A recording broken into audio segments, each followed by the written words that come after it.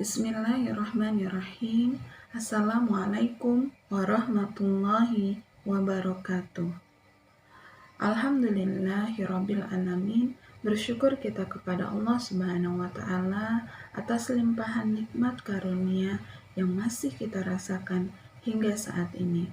Berselawat kita kepada qudwah hasanah kita, Nabi sebagai sosok teladan utama bagi kita, dengan mengucapkan Allahumma sholli ala Muhammad wa ala ali Muhammad.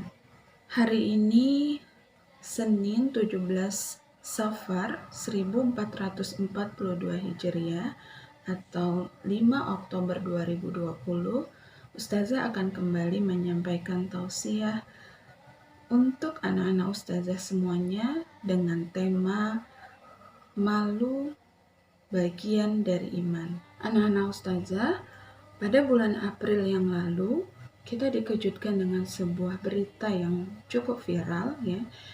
Berita ini tentang 3 orang pemuda yang melakukan prank membagi paket yang berisikan sampah kepada warga saat itu tengah malam ya, pada saat-saat mau sahur.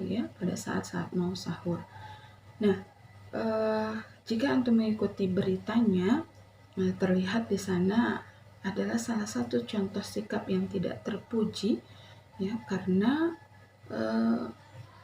membagikan sampah kepada warga yang saat ini sedang mengalami kebutuhan yang cukup sulit gitu ya di masa pandemi seperti saat sekarang ini. Orang-orang menyangka paket yang dibawakan oleh 3 pemuda ini adalah paket sembako gitu ya, tapi ternyata sampah isinya. Dan mereka sengaja memvideokan dan memviralkan demi keuntungan yang ingin mereka raih ketika ini viral di YouTube nantinya. Masya Allah ya anak-anak Ustazah, contoh perbuatan yang tidak terpuji, yang harusnya kita malu ya, tapi ini malu melakukannya gitu ya, tapi ini justru ingin ditrendingkan ya, ingin diviralkan seperti itu.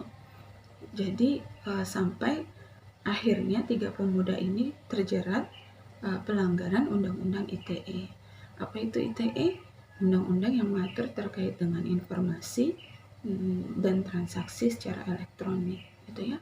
Setelah ditangkap mereka bertiga ya, barulah timbul rasa menyesal, timbullah rasa ingin minta maaf begitu ya, karena menyebabkan orang-orang yang menerima itu mendapat sesuatu yang palsu gitu ya, dan bahkan menjijikkan karena isinya sampah begitu. Dan perbuatan yang seperti ini seharusnya tidak dipublikasikan gitu ya. Nah, perbuatan yang seperti tadi adalah contoh perbuatan yang mencerminkan hilangnya rasa malu. Ya, Rasulullah pernah mengingatkan kita umatnya dengan mengatakan kalau sudah hilang rasa malu, maka berbuatlah sesukamu. Nah, ini peringatan yang cukup keras dari Rasulullah bahwa pentingnya sifat malu bagi orang yang beriman. Bahkan malu itu digolongkan sebagian atau salah satu cabang dari keimanan. Orang yang beriman sebaiknya kita malu ketika kita berbuat buruk gitu ya, dan malu juga ketika kita tidak berbuat baik. Maka apa hal yang bisa menjaga kita? Hal yang bisa menjaga kita adalah coba ketika kita berbuat, kita berusaha menghadirkan Allah, berusaha menghadirkan Rasul, berusaha menghadirkan orang-orang yang bisa melihat setiap perbuatan kita, seperti yang Allah ingatkan dalam surat At-Taubah ayat 105. Apa artinya? Allah berfirman, beramallah kamu, maka Allah dan Rasul-Nya serta orang-orang mukmin akan melihat amalmu, dan kamu akan dikembalikan kepada Allah yang mengetahui yang gaib dan yang nyata. Lalu diberitakannya kepadamu apa yang telah kamu kerjakan. Lalu ketika kita berusaha menghadirkan Allah, menghadirkan Rasul atau orang tua kita gitu ya, atau orang-orang yang di sekitar kita, apakah itu tidak cukup membuat kita untuk hati-hati ya terhadap perbuatan yang akan nanti konsekuensinya kita terima sendiri di akhirat nanti? Maka jadikan malu sebagai penjaga kita ya, karena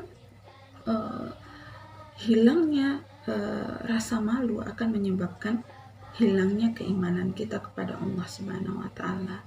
Ya, iringi setiap aktivitas kita tadi dengan menghadirkan Allah, Rasul serta orang-orang beriman agar kita berbuat lebih hati-hati. Demikian dari Ustazah Faminkum. Assalamualaikum warahmatullahi wabarakatuh.